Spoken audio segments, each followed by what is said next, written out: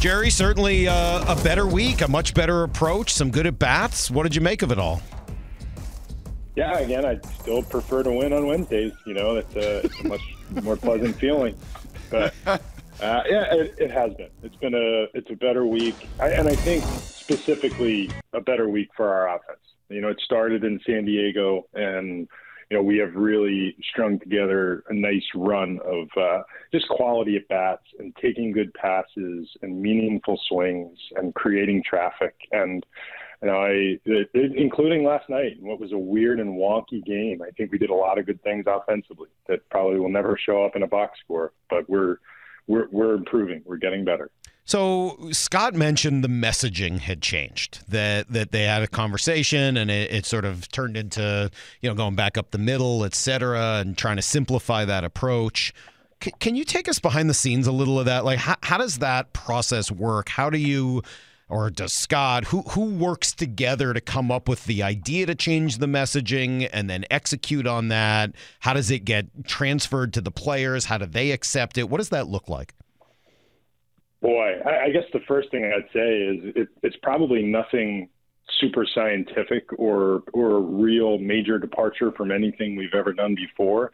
It's just a slightly different tone of message. And that's what you have to do with teams over the course of seasons is you're trying to take the same philosophies, the same premise and deliver it in a different package. And, in this case, it is a combination of we do biweekly check-ins on all the elements of our team. We have an offensive check-in that exists every other week. And, we sit down with our hitting coaches, our staff, our analysts, and, a couple of members of our front office, our high-performance team, our trainers, and we go through everything offense, how our hitters are feeling, how they're moving, who's struggling, trying to dig into why. From there, we go into, a meeting that exists the first day of each series with Scott, the staff, and, our advanced scouting people and a couple of scouting, personnel.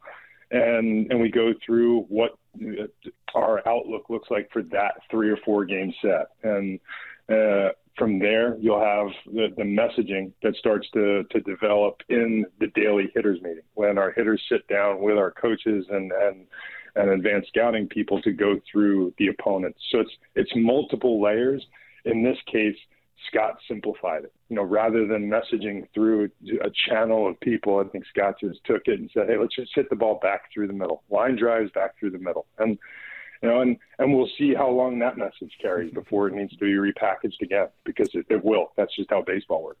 Well, the messaging that I heard pretty loud and clear from you last week when I asked you what was most perplexing of what's happened offensively, and you said without hesitation the power outage, just the entirety of the group cumulatively, and just their power outage over the season. Started to see that power come on over the last week. From your opinion or from your eye and expertise, why?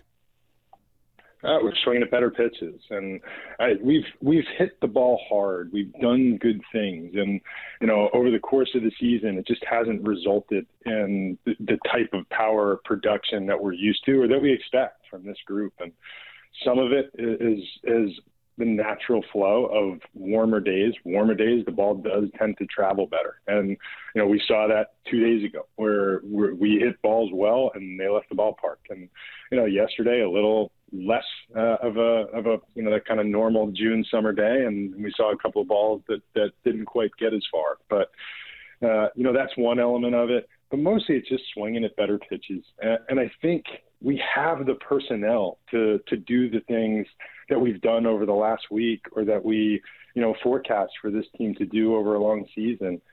And over 162 games, that does tend to bear out. It's just bearing out in a way that we would prefer it not. We'd like it to be more balanced instead of, condensed in small spaces. But, we've got a lot of season left, and hopefully we can make that happen. You mentioned last night being sort of a weird, wonky game and that you'd like to win on a Wednesday. We too would prefer that. But how do you handle a game? Like, I find a game like last night to be incredibly infuriating, in some ways maybe more so than a game where, you get blown out, the pitcher doesn't have it, whatever. The sort of, I don't want to just call it bad luck because I think that's unfair, but the sort of you hit 105-mile-an-hour rockets that get caught, the other team hits 70-mile-an-hour bloops that fall in. You've been around this game a long time. How do you learn to not be so mad about those things? Weirdly, last night, like you, I think it's you go through 9 innings of mounting frustration, and frankly, it wasn't a particularly favorable strike zone. There were a lot of things over the course of that game that were frustrating, and we didn't pitch well. We created a lot of our own issues with freebies and allowing the Marlins to create traffic so that the softer contact did score runs, but To have so many balls driven to the wall, frankly, over the wall and brought back, it's by the time it ended and the way the 9th inning transpired with, what looked like vintage June 2022 Mariners 9th inning starting to shape up with the chaos, to have the game end the way it did almost made me laugh going home. Like, oh my God, the absurdity of that game where the sluggers slugging, we are swinging at the right pitches. It was a very good offensive approach against a very good young pitcher and what has been a really good bullpen. I really can't fault anything that our players did for losing that game yesterday, and that's reliance on process. I appreciate the process that we applied, and I wake up this morning thinking, wow, that's one of those, and there'll be a dozen of them over the course of a season where you're sitting there steaming as the game's going on, but there's really not a heck of a lot you can do about it. Fair or unfair, Jerry, I think one thing I've been fairly consistent doing this job is holding those with it's always money or contracts, but just the talent, the superstars to a different level. With more, it becomes more expectation, and fair or unfair, I kind of do that to some of the different players. And I probably have my eye on Julio and have had it on Julio as much as anybody on this roster this season.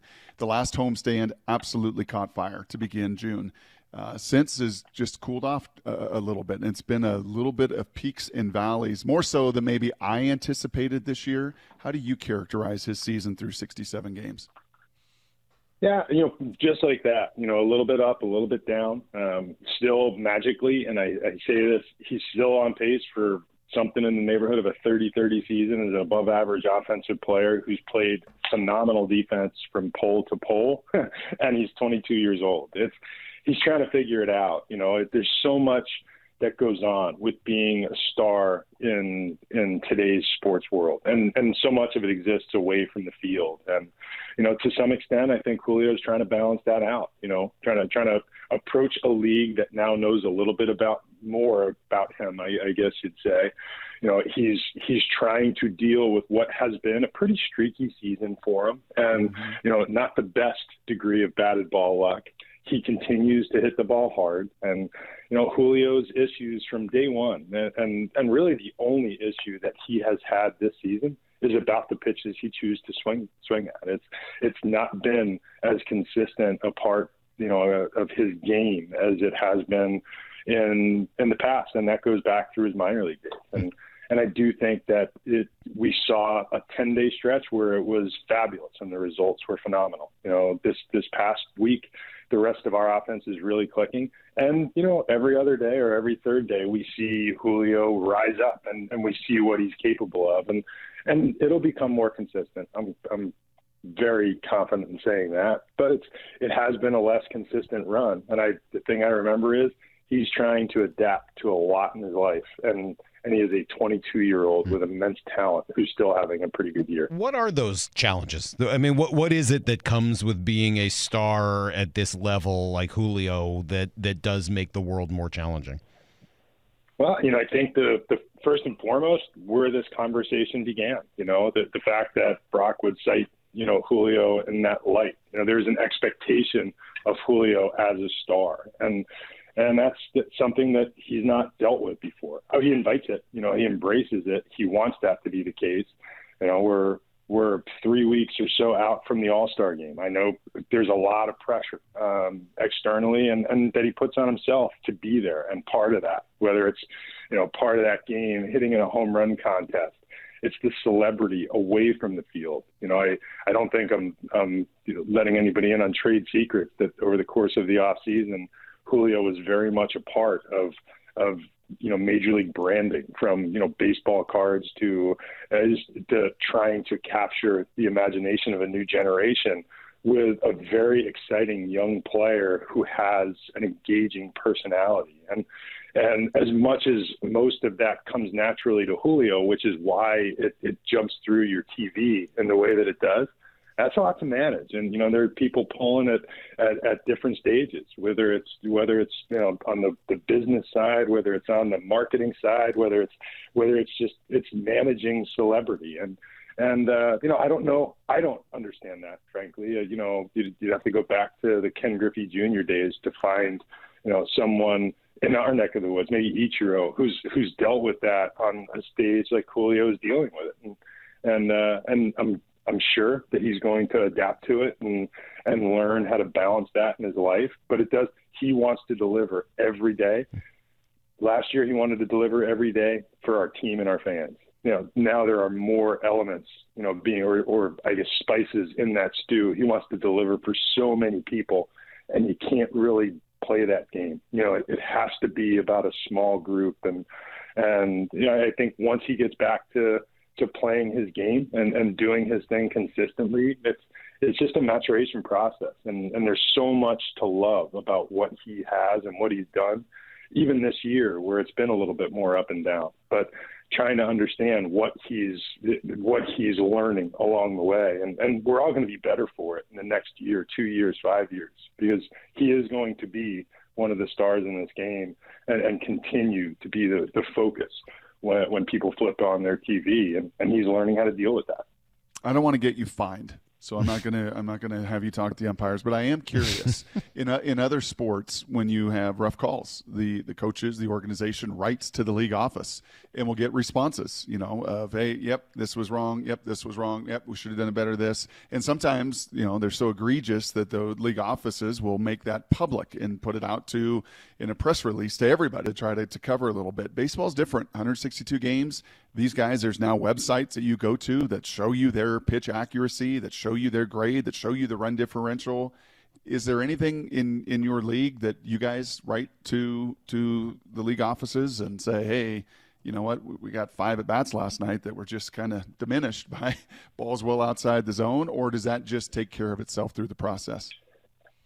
I mean, we can write that letter, and there have been times in my baseball life, as in doing the jobs that we do now, that we might, or simply pick up the phone and call the people at MLB who are most closely associated with the on-field group, overseeing umpires, et cetera.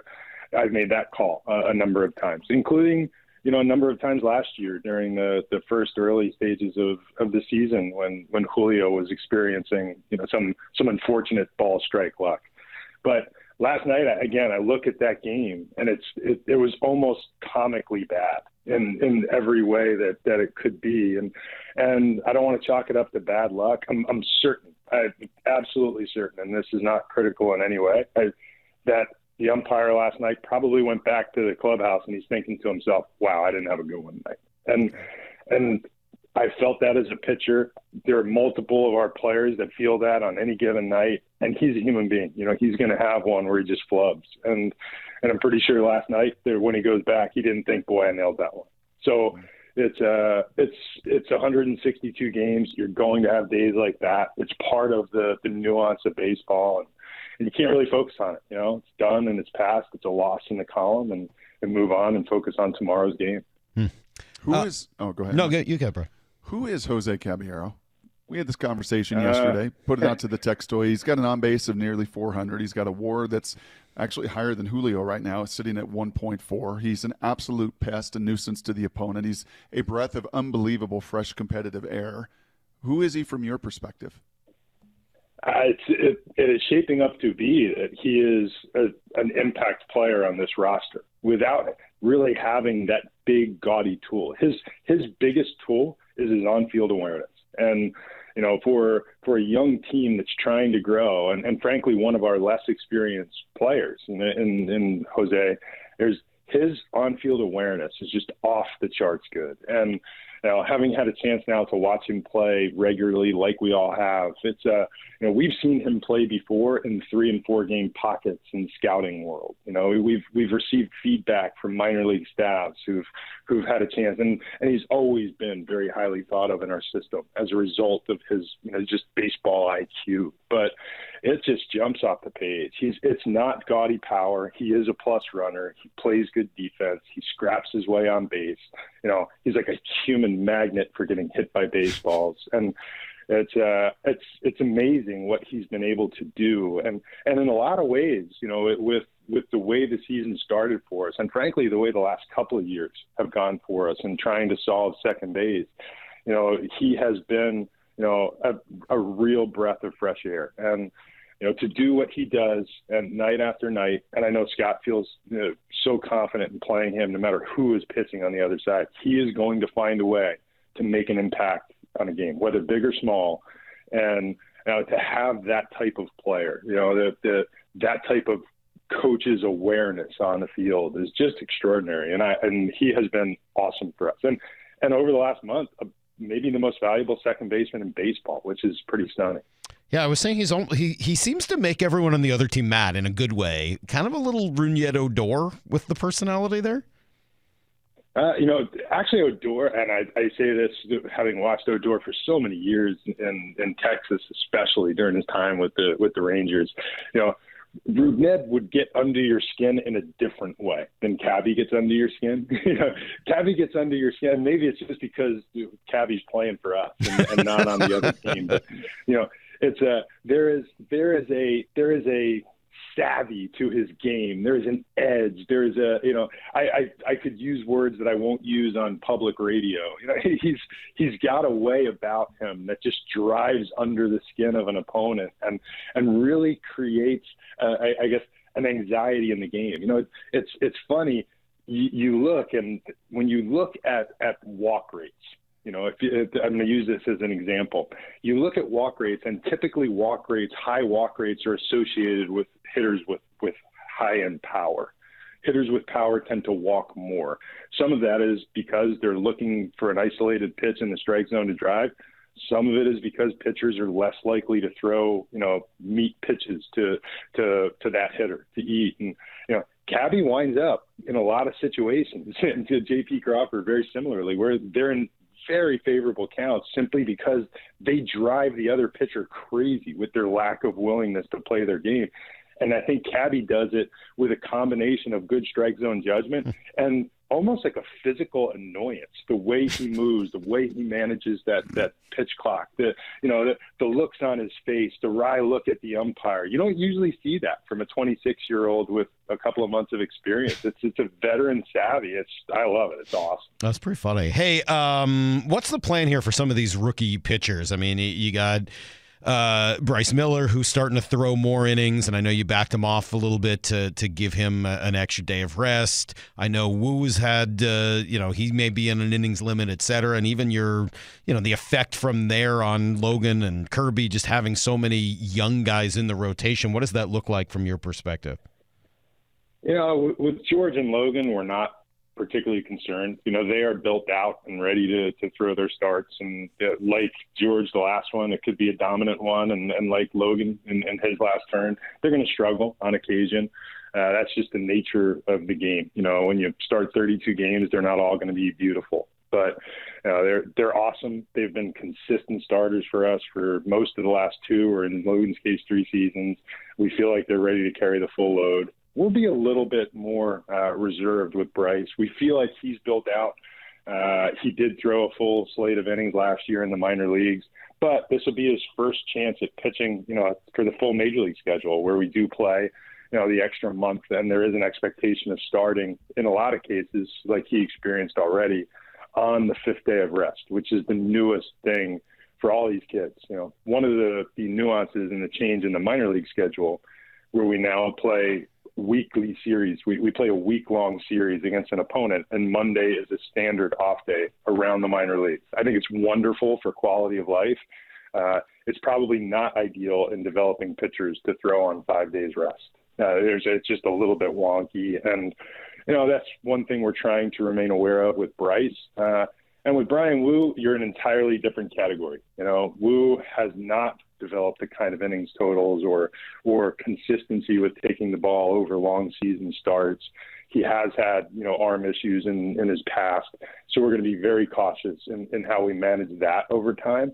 And for the time being, because it's still relatively early in the season, we're going to let, his physical, crispness tell us which way to go next. But we will be more, antenna up on what's happening with Wu and any fatigue levels we see. And we will be more inclined to skip starts, move him around in a rotation to try to manage innings because we don't want to pile it on. Munoz has looked phenomenal. Dylan Moore has been able to get his feet underneath him. Any timetable? I think you said to us last week it might be about a month for Marco before we could see him back out there. Has there been any setback? Is he going to start to begin some throwing? Where are we at in the Marco getting back into the rotation fold?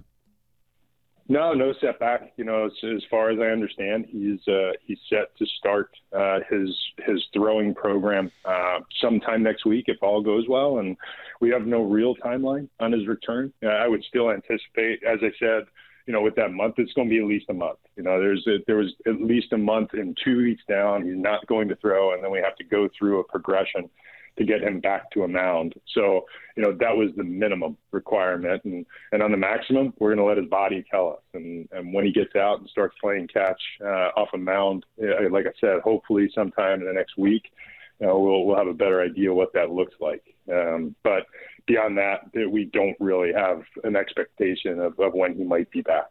And have we found a DH? I think Mike Ford now 8th time, the charm here with the different teams that he's been around, and it certainly hit some big home runs here over the last couple of weeks. Have we found some power at the DH? I think this is Mike Ford's 8th time with the Mariners. But Porto, I heard someone downstairs in the clubhouse drop this. I think it was yesterday. Hey, we're all good. We've got George Herman Ford. And I think, Mike he's an interesting guy. He has been, from the time he signed with the Yankees as a non-drafted free agent, he has been an awesome minor league offensive player. Is it the combination of swing decisions, on base, power at the minor league levels, and it's what drove us to picking him in the Rule 5 draft back when we did. It is what has attracted us to bring him back to the organization so many times. And he has had pockets like we're seeing right now. A couple of years ago with the Yankees, when they were, really set back by injury, he got an opportunity to play and he got meaningful playing time and he delivered meaningful results. And I think if being honest, this is the first time in his run as a Mariner that he's gotten meaningful or consistent playing time instead of just being occasionally dropped in as a DH or a pinch hitter. So hopefully we're seeing Mike Ford, adjust to the major leagues the way he's always hit in the minor leagues, because this is one of the most selective, calm, powerful minor league hitters that has played in the last, decade, really. And I'd love to see some of it translate like it's translated this week. And it would be a huge boost for us if he continues to do the things he's doing right now, clearly. Jerry, good stuff as always. Thank you for doing it. Hopefully this team can win on a Wednesday next week so that we have a different conversation on a Thursday. I don't know why it seems to go this way constantly, but a much better week approach-wise. Thanks for all of the info, and we'll talk next week. All right, guys.